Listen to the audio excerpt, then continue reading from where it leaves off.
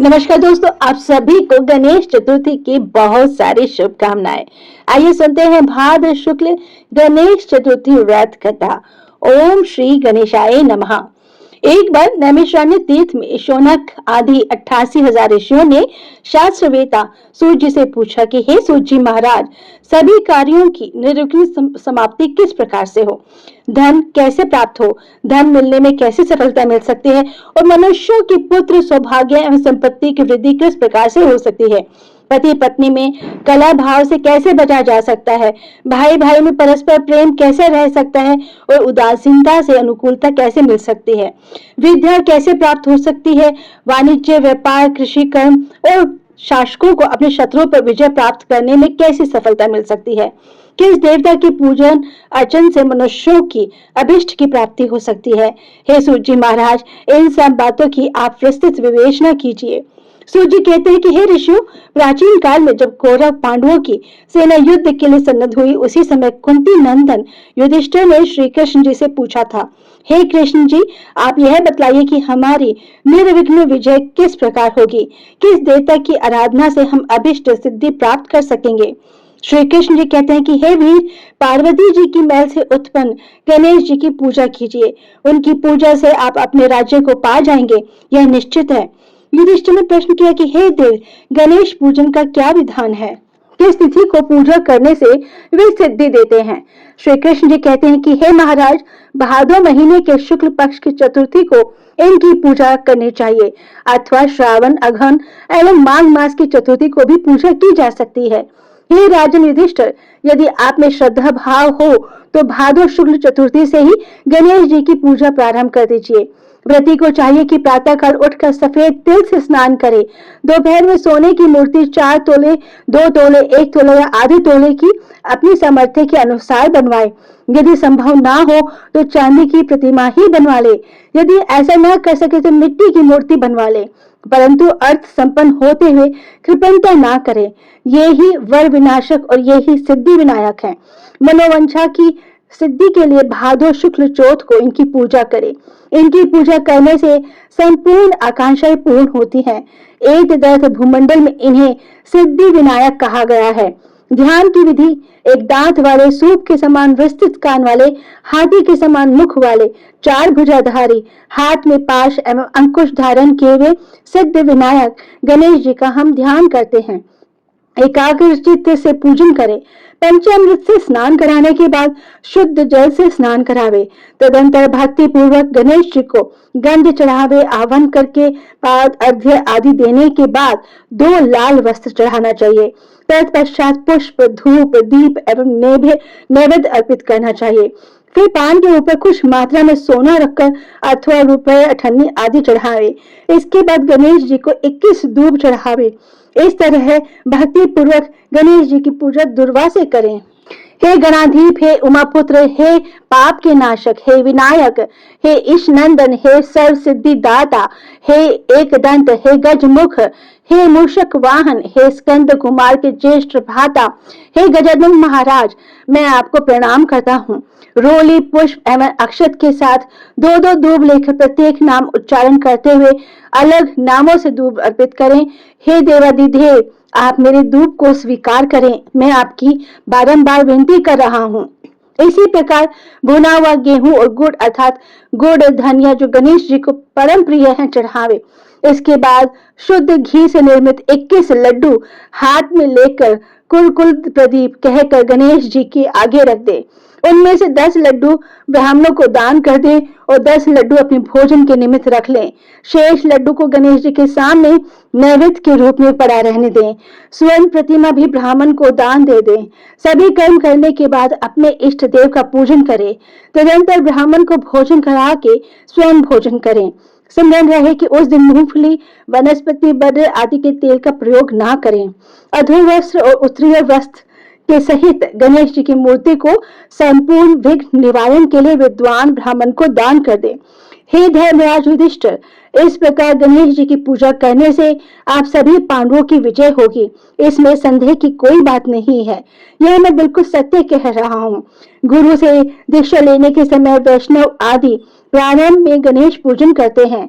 गणेश जी की पूजा करने से विष्णु, शिव, सूर्य, पार्वती, अग्नि आदि विशिष्ट देवों की भी पूजा हो जाती है, इसमें संदेह नहीं है। इनके पूजन से चंडिका आदि मातृगण सभी प्रसन्न होते हैं।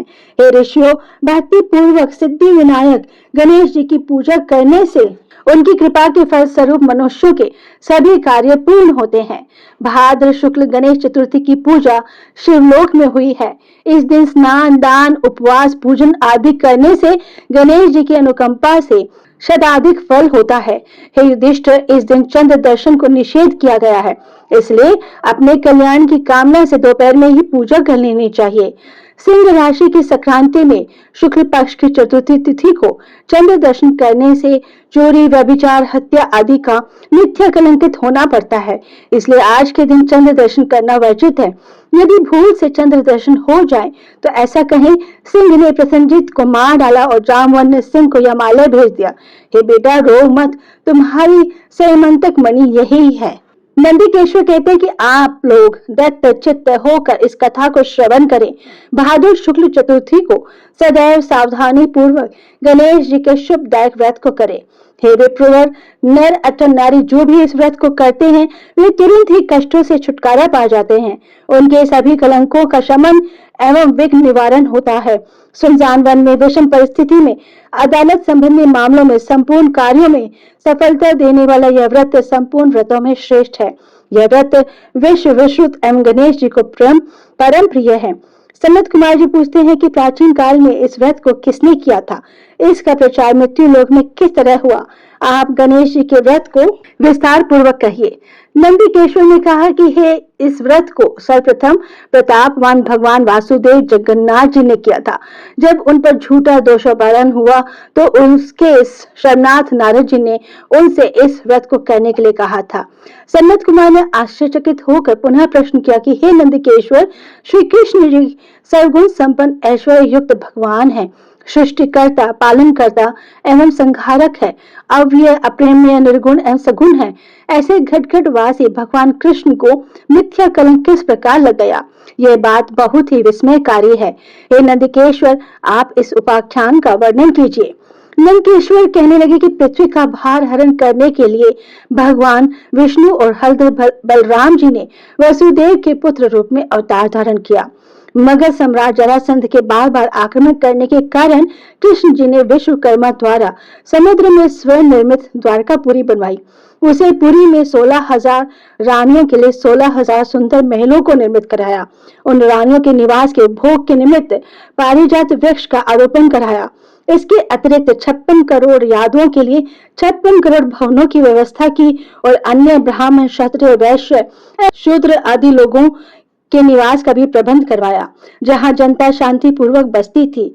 त्रैलोक्य में उपलब्ध होने वाली जितनी भी वस्तुएं थी सभी का वहां संग्रह किया गया था। उस द्वारकापुरी में उग्र नामक यादव के सत्यजित और प्रसन्न नाम के 2 पुत्र हुए। समुद्र तट पर स्थित भाव से सूर्य नारायण को प्रसन्न करने के वीर्यवान सत्यजित तपस्या करने लगे। वे निराहार रहकर सूर्य की ओर टकटकी बांधकर आराधना करने लगे। भगवान सूर्य प्रसन्न होकर सत्यजित के समक्ष प्रकट हुए। सत्यजित भी अपने आराध्य के दर्शन से बहुत प्रसन्न हुए। सत्यजित स्तुति करने लगे कि हे तेजपुंज, हे स्वतः प्रकाशवान, हे काश्यपे, हे हरिदश्व, आपको बारंबार प्रणाम है। हे ग्रहराज, हे चंद्रमा को प्रकाशित करने वाले, हे वेदत्रय स्वरूप, हे संपूर्ण देवों के अधिपति, आपको मेरा नमस्कार है। हे देवराज, आप मेरे पर प्रसन्न हो। हे दिवाकर, आपकी कृपा दृष्टि मेरे ऊपर हो जाए।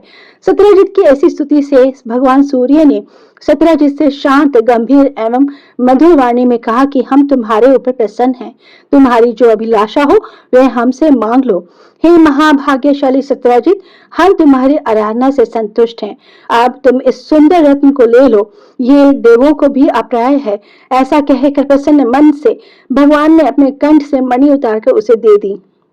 भगवान सूर्य ने उससे कहा कि यह प्रतिदिन 8 भर अर्थात 24 मन सोना प्रदान करती है, अतः मणि धारण करने के समय पवित्र रहना चाहिए। हे सत्राजित, अशोच अवस्था में धारण करने से धारक का मरण हो जाता है। इतना कहकर तेजवन भगवान सूर्य वहीं अंतर्ध्यान हो गए। उस मणि को धारण करके सत्राजित ऐसे सुशोभित हुए मानो वह सूर्य नारायण ही है। हे राजन, उनके द्वारकापुरी में प्रवेश करने पर उस तेज के कारण किसी को मालूम न हुआ कि कौन आ रहा है। उस कांतिमान मणि को कंठ में धारण किए हुए वह कृष्ण जी की द्वारका में तुरंत ही चले आए। उस मणि की चमक से देखने वालों ने समझा कि साक्षात सूर्य भगवान ही आए हैं।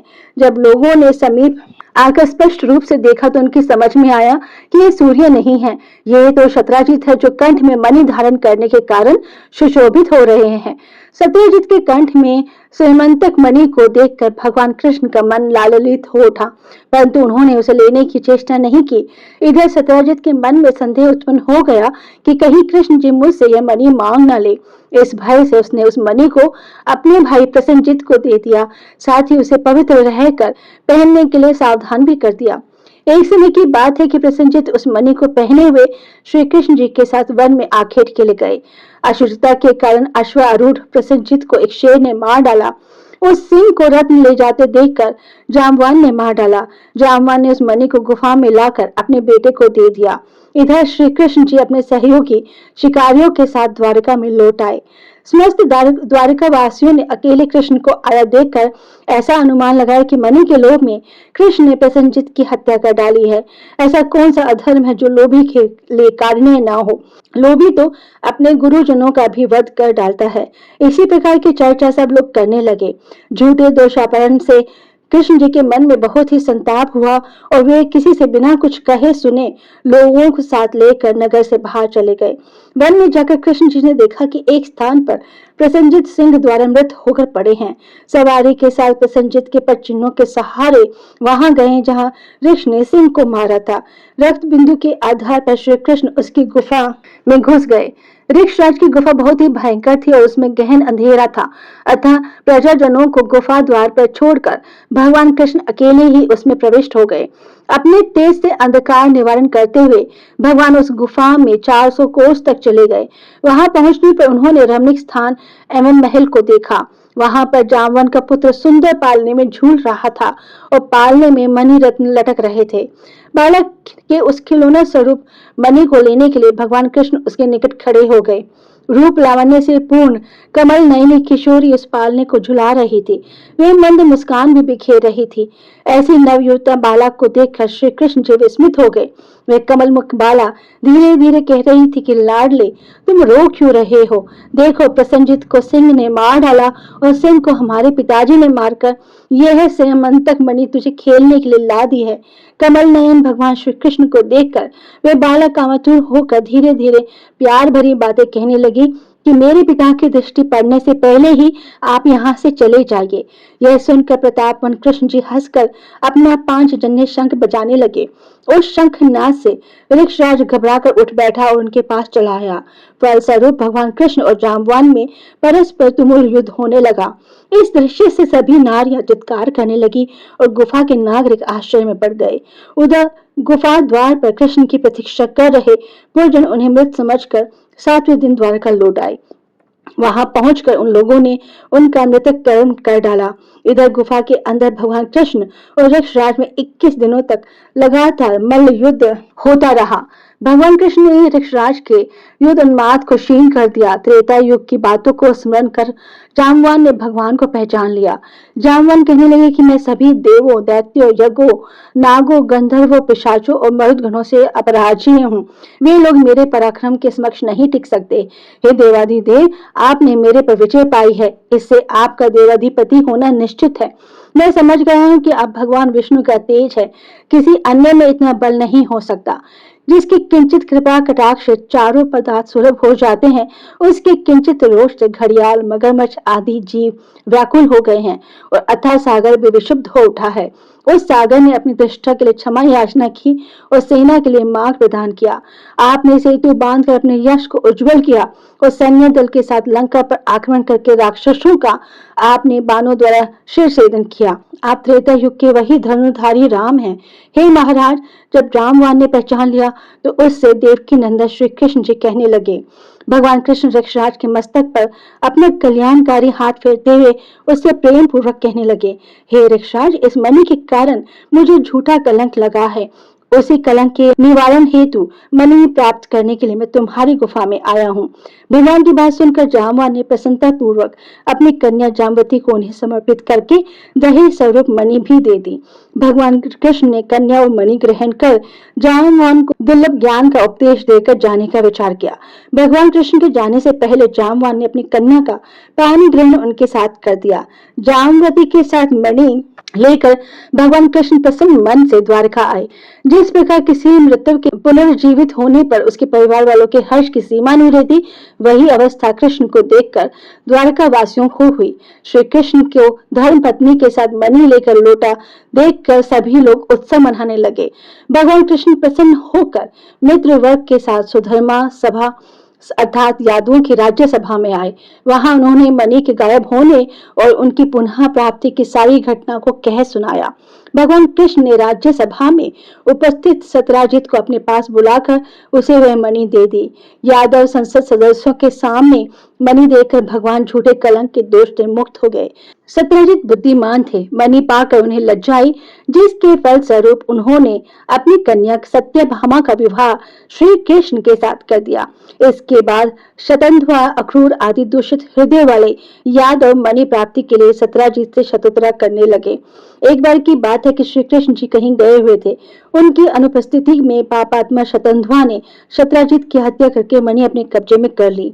श्री कृष्ण के लौटने पर सत्यभामा ने उन्हें सारी बातें बताई। एक बार नगर में पुनः चर्चा उठी कि ये कृष्ण भीतर से तो काले अर्थात कलुषित हृदय वाले हैं और ऊपर से सीधे दिखते हैं। तब भगवान कृष्ण ने बलदेव जी से कहा कि भैया, शतंध्वा ने सत्यजित का वध कर डाला है, अतः अब वह मणि के साथ पलायन होने वाला है। शतंध्वा ने सत्यजित की हत्या करके हम लोगों की मणि का अपहरण किया है। वह मणि हम लोगों के लिए भोग्य है, इसमें कोई संदेह नहीं है। यह बात जब शतंध्वा को मालूम हुई तो उसने भयभीत होकर उस मणि को अक्रूर को दे दिया। मणि देने के पश्चात वह एक घोड़ी पर आरूढ़ होकर दक्षिण की ओर भाग गया। इधर रथारूढ़ होकर बलराम और श्री कृष्ण उसका पीछा करने लगे। 100 योजन के बाद उसकी घोड़ी मार डाली गई, तब वह पैदल ही भागा। श्री कृष्ण जी ने दौड़कर उसे पकड़ लिया और उसका वध कर डाला। मणि के इच्छुक कृष्ण जी ने रथारूढ़ बलराम से कहा कि भैया, इसके पास से मणि नहीं मिली। कृष्ण की बात से बलराम जी ने रुष्ट होकर कहा, कृष्ण, तुमने सदैव से कपट का व्यवहार किया है। तुमसे बढ़कर लोलुप और पापी कोई अन्य व्यक्ति नहीं होगा। जब तुम धन के लोभ में पड़कर अपने सगे संबंधियों की हत्या करने में भी नहीं चुकते, तो ऐसा कौन सा भाई बंधु होगा जो तुम्हारा साथ दे। तदंतर बलराम जी की तुष्टि के लिए श्री कृष्ण शपथ के द्वारा उन्हें प्रसन्न करने का प्रयास किया। ऐसे मिथ्यापवाद के कलेश को सहन करना धिक्कार है। ऐसा कहकर बलदेव जी बरार देश की ओर चले गए और कृष्ण जी रथ में सवार होकर द्वारकापुरी में वापस लौट आए। कृष्ण के लौटने पर द्वारकावासी पुनः चर्चा करने लगे कि कृष्ण ने अपने बड़े भाई बलराम जी को द्वारका से बाहर निकालकर अच्छा काम नहीं किया। मणि के लोभ में उन्हें ऐसा करना उचित नहीं था। इस लोकोपवाद से श्री कृष्ण के मन में बहुत ही खेद हुआ और उनका चेहरा मुरझा गया। इधर अक्रूर भी तीर्थाटन के लिए द्वारका से निकल पड़े।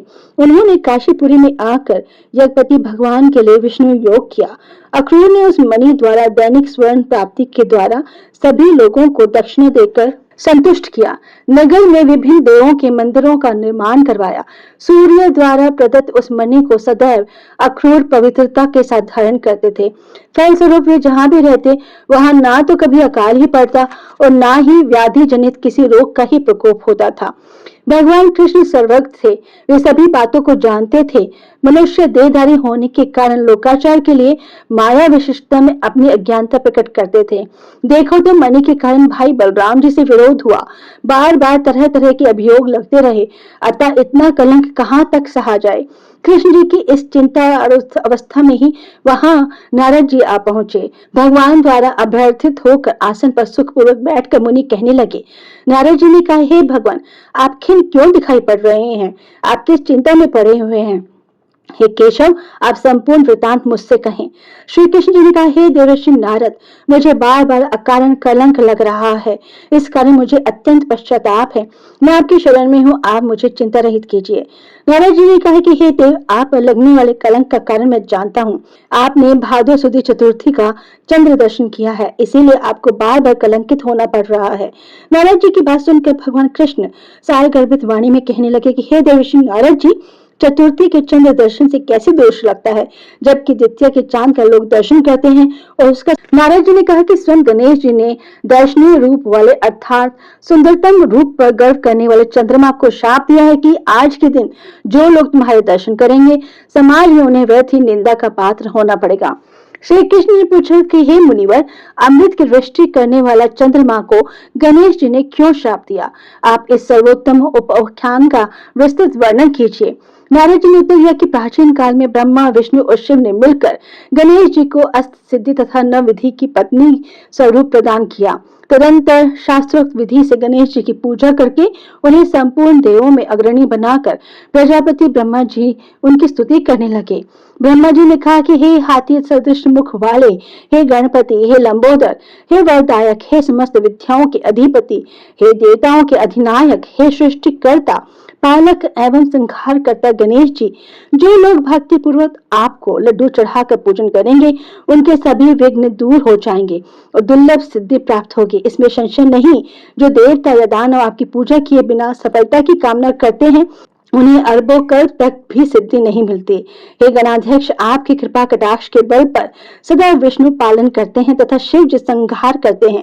ऐसी स्थिति में मेरी सामर्थ्य नहीं जो मैं आपकी स्तुति कर सकूं। ब्रह्मा जी के मुख से ऐसी स्तुति सुनकर गणेश जी ने विश्व के अधिपति ब्रह्मा जी से प्रेम पूर्वक कहा। गणेश जी ने कहा कि हे जगत के रचयिता ब्रह्मा जी, मैं आपकी भक्तिपूर्ण निश्चित स्तुति से अत्यंत प्रसन्न हूँ। आपकी जो इच्छा हो मुझसे वर के रूप में मांग लीजिए, मैं उसे पूर्ण करूंगा। ब्रह्मा जी ने कहा कि हे प्रभु, सृष्टि की रचना काल में मुझे किसी प्रकार की बाधा ना हो। यह सुनकर गणेश जी ने प्रसन्न मन से मुस्कुराते हुए कहा, ऐसा ही होगा, अर्थात आपका कार्य निर्विघ्न रूप से चलता रहेगा। ब्रह्मा जी अभिष्ट वरदान पाकर अपने लोक को चले गए। इधर स्वेच्छा से भ्रमण करने वाले गणेश जी ने सत्यलोक से चलकर अपना अद्वितीय स्वरूप धारण किया। आकाश मार्ग से चंद्रलोक में जा पहुंचे। रूपशाली चंद्रमा ने गणेश जी के ऐसे हास्य योग्य स्वरूप को देखा, जिसमें उनकी लंबी सूंड, सूप के समान कान, लंबे दांत, भारी भरकम तोंद, ढीला पेट और चूहे के वाहन पर आसीन है। ऐसे विस्मयकारी रूप को देखने से रूप गर्वित चंद्रमा को हंसी आ गई। चंद्रमा के हंसने से गणेश जी कुपित हो गए। उनकी आंखें क्रोध से लाल हो गई। उन्होंने चंद्रमा को श्राप दिया कि तुम दर्शनीय एवं सुंदर रूप वाले मुझको देखकर हंस रहे हो। गणेश जी ने कहा कि हे चंद्रमा, तुम मर्द दर्पित हो रहे हो, इसका फल तुम्हें बहुत जल्द ही भोगना होगा। आज से शुक्ल चतुर्थी के दिन कोई भी व्यक्ति तुम्हारे पापी मुंह को नहीं देखेगा। जो व्यक्ति भूल से भी तुम्हारे मुख को देख लेगा, उसे अवश्य कलंकित होना पड़ेगा। नारद जी कहते हैं कि हे कृष्ण जी, ऐसा भीषण शाप सुनकर विश्व में हाहाकार मच गया और चंद्रमा का मुख मलिन हो गया तथा वे जल में प्रविष्ट हो गए। उसी दिन से चंद्रमा अपना स्थान जल में बनाकर रहने लगे। इधर देवता, ऋषि और गंधर्वों को बड़ी निराशा हुई और वे सब दुखी होकर देवराज इंद्र के नेतृत्व में पितामह ब्रह्मा जी के लोक में गए। ब्रह्मा जी का दर्शन करने के बाद उन लोगों ने चंद्रमा के वृतांत का वर्णन कर दिया कि आज गणेश जी ने चंद्रमा को श्राप दे दिया है। तब ब्रह्मा जी ने सोचकर उन देवताओं से कहा कि हे देवताओं, गणेश जी के शाप को कोई काट नहीं सकता। ना तो मैं ही काट सकता हूँ, ना विष्णु, इंद्र आदि देवता ही। ऐसा निश्चय जानिए। इसलिए हे देवो, आप उन्हीं की शरण में जाए, वे ही चंद्रमा को शाप मुक्त कर सकते हैं। देवता ने पूछा, हे पितामह, हे अति बुद्धिशाली, हे प्रभु, किस उपाय से गजानन प्रसन्न होकर वर देंगे? आप उसी उपाय को बतलाइए। ब्रह्मा जी ने कहा कि गणेश जी का पूजन विशेषतः कृष्ण चतुर्थी को रात्रि में यत्न पूर्वक करना चाहिए। शुद्ध घी में उन्हें मालपुआ, लड्डू आदि बनाकर भोग लगाना चाहिए। स्वयं भी इच्छा पूर्वक मिष्ठान, हलवा, पूरी, खीर आदि का भोग लगाकर प्रसाद ग्रहण करना चाहिए। ब्राह्मणों को दान स्वरूप गणेश जी के स्वयं प्रतिमा देनी चाहिए। शक्ति के अनुसार दक्षिणा दे धन देते रहे, कृपणता नहीं करनी चाहिए। पूजन व्रत आदि की विधि जानकर सब देवताओं ने देवगुरु बृहस्पति जी को भेजा और उन्होंने चंद्रमा के पास जाकर ब्रह्मा जी की बताई हुई विधि सुनाई। चंद्रमा ने ब्रह्मा जी की बताई हुई विधि के द्वारा गणेश जी का व्रत एवं पूजन किया, जिसके फलस्वरूप प्रसन्न होकर भगवान गणेश जी प्रसन्न हो गए। अपने सम्मुख गणेश जी को क्रीड़ा करते हुए देखकर चंद्रदेव उनकी स्तुति करने लगे। चंद्रमा ने कहा, हे विभो, आप समस्त कारणों में आदि कारण हैं। आप सर्वज्ञ एवं सबके जानने योग्य हैं। आप मुझ पर प्रसन्न होइए। हे देवाधिपति, हे जगन निवास, हे लंबोदर, हे वक्रतुंड, हे गणेश जी, हे ब्रह्मा विष्णु से पूजित, मैंने गर्व के कारण आपका उपहास किया था, उसके लिए मैं आपसे क्षमा प्रार्थी हूँ। आप मुझ पर प्रसन्न होइए। हे गणेश जी, जो आपकी पूजा न करके अर्थ सिद्धि की इच्छा रखते हैं, वे वास्तव में मूर्ख और संसार में अभागे हैं। मुझे अब आपके संपूर्ण प्रभाव का ज्ञान हो गया है। जो पापात्मा आपकी पूजा से विमुख रहते हैं, उन्हें नरक में भी स्थान नहीं मिलता। चंद्रमा द्वारा ऐसी स्तुति सुनकर गणेश जी हंसते हुए मेघ के समान गुरु गर्जना में बोले। गणेश जी ने कहा, हे चंद्रमा, मैं तुम्हारे ऊपर प्रसन्न हूँ। तुम्हारी जो इच्छा हो वह तुम मुझसे वरदान के रूप में मांग लो, मैं तुम्हें देने के लिए तैयार हूँ। चंद्रमा ने कहा कि मेरा दर्शन सभी लोग पुनः पूर्ववत करने लगे। चंद्रमा ने कहा कि हे गणेश्वर, आपकी कृपा से मेरे पाप शाप दूर हो जाए। यह सुन गणेश जी ने कहा कि हे चंद्र, मैं तुम्हें इसके बदले तुम्हारा दूसरा वरदान दे सकता हूँ, किंतु यह नहीं दे सकता। विघ्नेश्वर गणेश जी के ऐसे वचन को सुनकर ब्रह्मादि देवगण अत्यंत भयभीत होकर भक्त वत्सल गणेश जी की प्रार्थना करने लगे। देवता लोग निवेदन करने लगे कि हे देवादि देव, आप चंद्रमा को शाप मुक्त कर दें। यही वरदान हम सभी आपसे चाहते हैं। आप ब्रह्मा जी के बड़प्पन का विचार कर चंद्रमा को शाप मुक्त कर दें। देवताओं की बात सुनकर गणेश जी ने बड़े ही आदर के साथ कहा कि आप लोग मेरे भक्त हैं, अतः मैं आप लोगों को अभिष्ट वर प्रदान करता हूँ। गणेश जी ने कहा कि जो लोग भादो सुदी चौथ को चंद्रमा का दर्शन करेंगे, उन्हें मिथ्या कलंक तो अवश्य लगेगा, इसमें कोई भी संदेह नहीं है। किंतु महीने के आरंभ में शुक्ल द्वितीया के दिन जो व्यक्ति हर महीने में निरंतर तुम्हारा दर्शन करते रहेंगे, उन्हें भादो सुदी चौथ के दर्शन का दुष्परिणाम नहीं भोगना होगा। नारद जी कहते कि हे कृष्ण, तभी से द्वितीय के दिन सभी लोग आदर पूर्वक चंद्र दर्शन करने लगे। स्वयं गणेश जी ने द्वितीय के चंद्र दर्शन की महत्ता का वर्णन किया है, किंतु दूज के चंद्रमा का दर्शन करने वाले जो पापात्मा भाद्र शुक्ल चतुर्थी को तुम्हारा दर्शन करेंगे, उन्हें एक वर्ष के भीतर ही मृत्यु कलंक का भागी होना पड़ेगा। इसके पश्चात चंद्रमा ने गणेश जी से पुनः पूछा कि यदि ऐसी घटना घटित हो जाए तो हे देवाधिपति, आप किस उपाय से प्रसन्न होंगे, यह बताने की कृपा कीजिए। श्री गणेश जी ने कहा कि कृष्ण पक्ष की प्रत्येक चतुर्थी को जो लोग लड्डू का भोग लगाकर मेरा पूजन करेंगे और विधि पूर्वक रोहिणी के साथ तुम्हारी पूजा करेंगे, जो लोग मेरी स्वर्ण प्रतिमा का पूजन करके कथा श्रवण करेंगे, ब्राह्मण भोजन कराकर उन्हें दान देंगे, तो मैं सदैव उनके कष्टों का निवारण करता रहूंगा। यदि स्वर्ण प्रतिमा निर्मित कराने की क्षमता न हो तो भादो सुदी चौथ को मिट्टी की ही सुंदर मूर्ति बनवाएं। सोने के अभाव में मिट्टी की प्रतिमा का विविध सुगंधित फूलों से मेरी पूजा करें। फिर प्रसन्न मन से ब्राह्मण को भोजन कराकर विधि पूर्वक पूजन के बाद कथा सुनकर वर्ण द्वारा ब्राह्मण को समर्पण करें कि हे देव देव गणेश जी, आप हमारे इस दान से प्रसन्न होइए और सदैव सभी समय हे देव आप हमारे कार्यों को निर्विघ्न पूरा करें। आप सम्मान, उन्नति, धन, धान्य, पुत्र पौत्र आदि देते रहें। हमारे वंश में विद्वान, गुणी और आपके भक्त पुत्र उत्पन्न होते रहें। तदंतर ब्राह्मण को यथाशक्ति दान की दक्षिणा दें। नमकीन पदार्थों से विरहित होकर लड्डू, मालपुआ, खीर आदि मीठे पदार्थों का ब्राह्मण को भोजन कराकर स्वयं इच्छानुसार भोजन करें तथा इस प्रकार व्रत रहकर पूजन करें तो मैं सदैव विजय, कार्य में सिद्धि, धन, धान्य, विपुल संतति देता रहूंगा। इस प्रकार कहकर सिद्धि विनायक गणेश जी अंतर्ध्यान हो गए। नारद जी ने कहा कि हे कृष्ण जी, आप भी इस व्रत को कीजिए, आपका कलंक छूट जाएगा। तब नारद जी के आदेश अनुसार भगवान कृष्ण ने अनुष्ठान किया। इस व्रत के करने से श्री कृष्ण कलंक से मुक्त हो गए। नारद जी कहते हैं कि जो आपके सैमंतक मणि के उपाख्यान को सुनेंगे, चंद्रमा के चरित्र का कथानक सुनेंगे, उन्हें भाद्र शुक्ल चतुर्थी के चंद्र दर्शन का दोष नहीं लगेगा। जब भी मानसिक संकट या किसी तरह का संशय उत्पन्न हो, चंद्रमा का दर्शन भूल से हो जाए, तो उसके निमित्त इस कथा को सुनना चाहिए। ऐसा देवताओं ने वर्णन किया है कि कृष्ण जी ने गणेश जी की आराधना करके व्रत और पूजन से उन्हें प्रसन्न किया। अतः मनुष्यों को चाहिए इस कलेश संहारक कथा को अवश्य ही सुने। नर अथवा नारी पर किसी प्रकार का संकट आने पर इस व्रत के करने से उनके सभी मनोरथ सिद्ध होते हैं। विघ्न विनाशक गणेश जी की प्रसन्नता से मनुष्यों को संसार में सभी पदार्थ सुलभ हो जाते हैं। भाद्र मास शुक्ल पक्ष गणेश चतुर्थी की व्रत कथा संपूर्ण हुई। बोलो विघ्न विनाशक सिद्धिदायक गणेश जी महाराज की जय। दोस्तों, कोई भी गणेश चतुर्थी व्रत की कहानी बिना चौथ माता की कहानी के अधूरी होती है। आइए सुनते हैं चौथ माता की कहानी। बोलो चौथ माता की जय। एक साहूकार के एक बेटा बहू थे। बेटा व साहूकार दोनों ही कुछ भी कमाते नहीं थे। बड़े बूढ़ों का धन था, उससे काम चलाते थे। जब भी बहू बाहर पानी लेने जाती तो पड़ोसन उससे पूछती, बहू आज क्या खाना खा कर आई है? तब वह कहती, वही ठंडी बासी रोटी खा कर आई हूँ। एक दिन यह बात साहूकार के बेटे ने सुन ली। उसने अपनी माँ को सारी बात बताई और पूछा कि माँ, तू तो बहू को रोज गरम गरम खाना परोसती है, तब भी वह पड़ोसी से कहती है कि वही ठंडी बासी रोटी खा कर आई हूँ। तब उसकी माता बोली, बेटे मैं तो चारों थालियां बराबर गरम गरम खाने को परोसती हूँ। यदि तुझे मुझ पर विश्वास नहीं हो तो अपनी आंखों से देख लेना। तब दूसरे दिन बेटे ने तबीयत खराब का बहाना बनाया और चादर ओढ़कर लेट गया। उसने देखा बहू ने गरम खीर खांड के भोजन किए। बहू नीचे उतरी तो बेटे ने उसका पीछा किया। पड़ोसन के पूछने पर बहू ने पड़ोसन से वही बात दोहराई। तब उसका पति उठा और उससे कहने लगा कि अभी अभी तो तुम गर्मा गर्म खाना खाकर आई हो, तो तूने पड़ोसन से झूठ क्यों कहा कि मैं ठंडी बासी रोटी खाकर आई हूँ? तब उसकी विद्वान पत्नी ने कहा कि यह ना आपकी कमाई हुई रोटी है, ना आपके पिताजी की।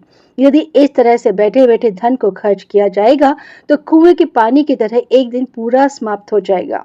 तब उसका पति विदेश कमाने के लिए गया।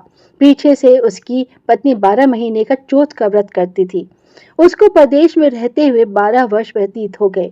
चौथ माता विनायक जी ने सोचा, अब इसके पति का घर बुलाना चाहिए। हमें इस कलयुग में कौन मानेगा, कौन पूजेगा? चौथ माता लड़के के सपने में जाकर बोली कि तू घर चला जा, तेरी पत्नी तुझे बहुत याद करती है। तब वह बोला कि मैं कैसे चला जाऊं, मेरे यहाँ बहुत बड़ा कारोबार फैला हुआ है। तब चौथ माता बोली कि सुबह एक दीपक जलाकर चौथ माता का नाम लेकर बैठ जाना। देने वाले रुपए दे जाएंगे और लेने वाले ले जाएंगे। उसने सुबह उठकर वैसा ही किया और उसका सारा कारोबार एक दिन में सिमट गया। जब वह घर जाने के लिए रवाना हुआ तो रास्ते में उसे एक सांप आग के पास जाता हुआ मिला। लड़के ने सोचा सांप चल जाएगा, तो उसने सांप को भगाने के लिए उसे सिसकरी भरी।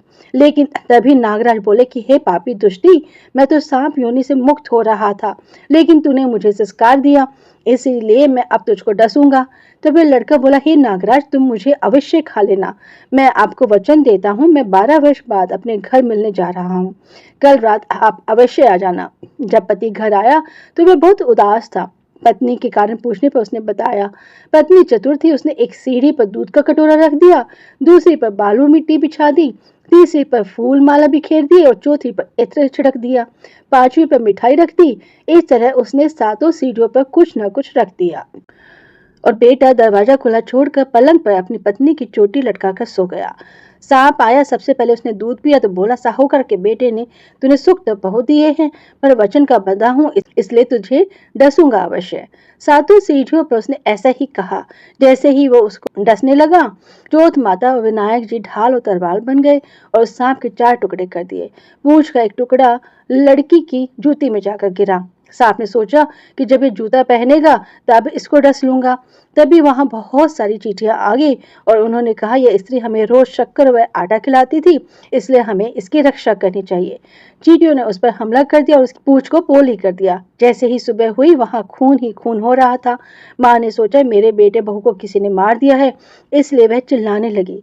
तभी बेटा बोला कि माँ खुशियां मनाओ, आज हमारा बैरी दुश्मन मर गया। और पूछने लगा कि मेरे पीछे से मेरी दीर्घायु के लिए कोई उपाय किया था क्या? तब माँ बोली, मैंने तो कुछ भी नहीं किया, पत्नी से पूछने पर बोली कि 12 महीने की चौथ माता का व्रत करती थी, इसीलिए चौथ माता विनायक जी ने हमारी सहायता की। तब सास बोली, यह झूठ बोलती है, रोज मैं इसे 4 बार रोटी देती थी, तो फिर इसने चौथ का व्रत कैसे किया? तब वह बोली कि एक बार गाय को खिलाती, एक मेहतारने को देती, एक जमीन में गाड़ देती और शाम का खाना मैं चंद्रमा को अर्घ देकर खाती। यदि विश्वास नहीं है तो पूछ लो।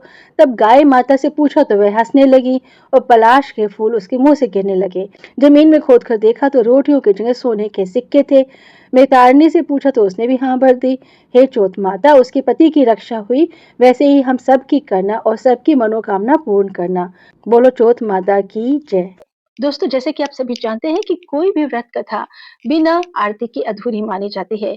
आइए सुनते हैं गणेश जी की आरती। लेकिन उससे पहले आप हमारे इस वीडियो को लाइक और शेयर अवश्य कीजिएगा और अगर आप हमारे इस चैनल पर नए हैं तो हमारे चैनल को सब्सक्राइब करना ना भूलें। जय श्री राधे राधे। जय गणेश जय गणेश जय गणेश देवा, माता जानकी पार्वती पिता महादेवा। एक दंत दयावंत चार भुजाधारी, माथे सिंदूर सोहे मूसे की सवारी। जय गणेश जय गणेश जय गणेश देवा, माता जानकी पार्वती पिता महादेवा।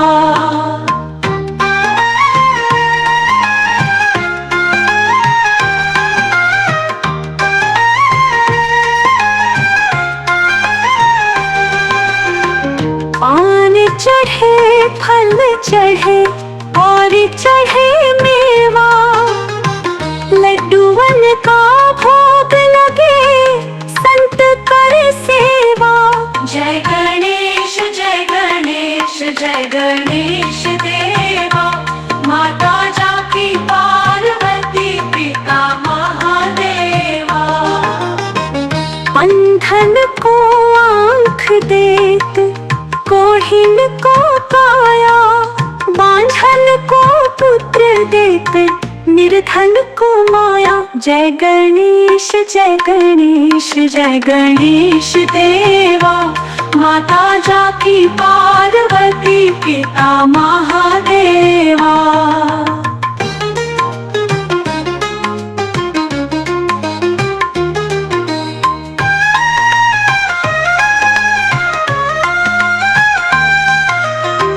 सूर्य शाम शरण आए, सफल कीजिए सेवा, माता जानकी पार्वती पिता महादेवा। जय गणेश जय गणेश जय गणेश देवा, माता जानकी पार्वती पिता महादेवा। दीनन की लाज रखो शंभु सुखकारी, कामना को पूर्ण करो जाओ बलिहारी। जय गणेश जय गणेश जय गणेश देवा, माता जानकी पार्वती पिता महादेवा।